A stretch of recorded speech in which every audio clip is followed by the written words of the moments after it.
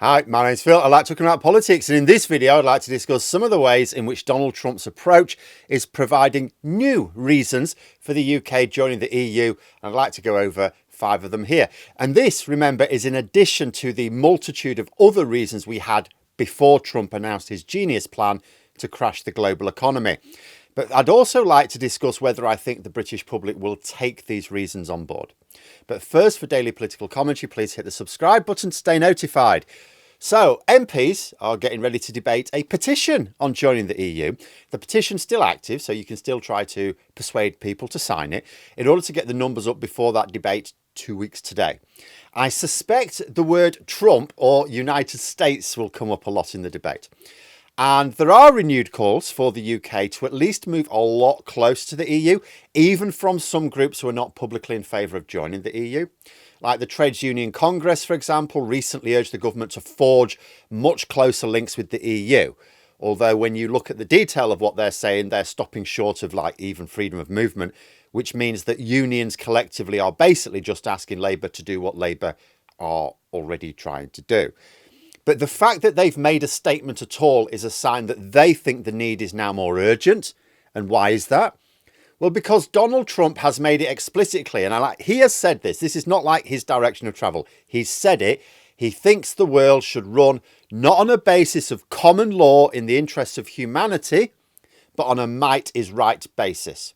If one country is mighty enough to take things from another country, then all's fair in love and war.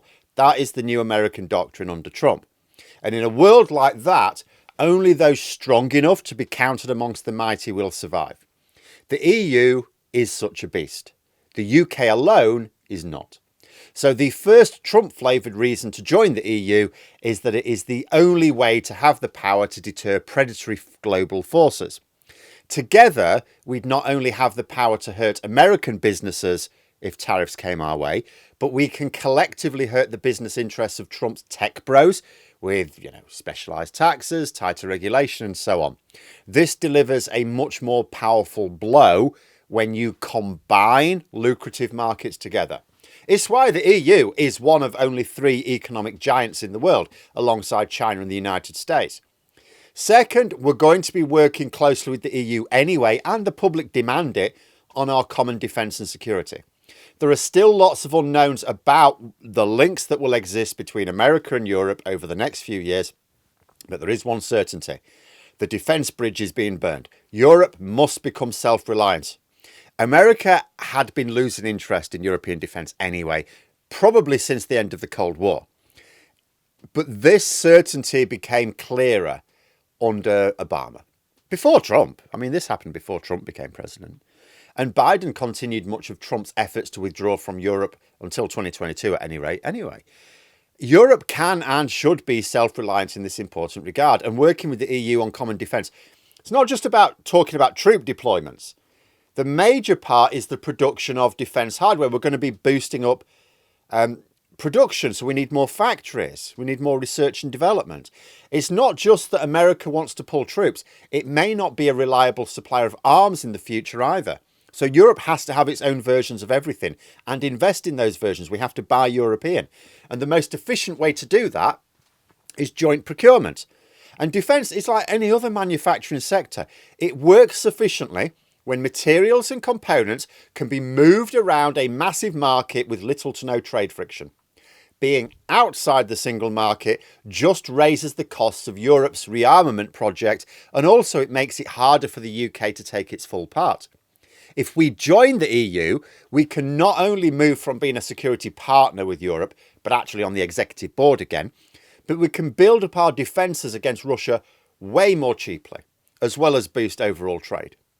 Third would be to link up more easily on measures to fight climate change. Like, let's face it, Donald Trump doesn't care about cooking the earth because he's definitely not going to see the consequences. Right now, China is the world leader in much of the low-carbon tech that we need. Europe needs to catch up. And the UK is also very keen on competing in that race as well. Laughable to suggest the UK become a serious leader in humanity-saving initiatives like this on its own. We might develop some cool innovations, sure, but they will just be sold abroad because there isn't the infrastructure to keep it at home.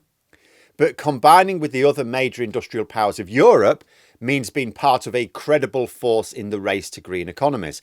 The UK and EU are already aligned on the action we want to take as well. So there's no friction in terms of our intentions, only in terms of trade.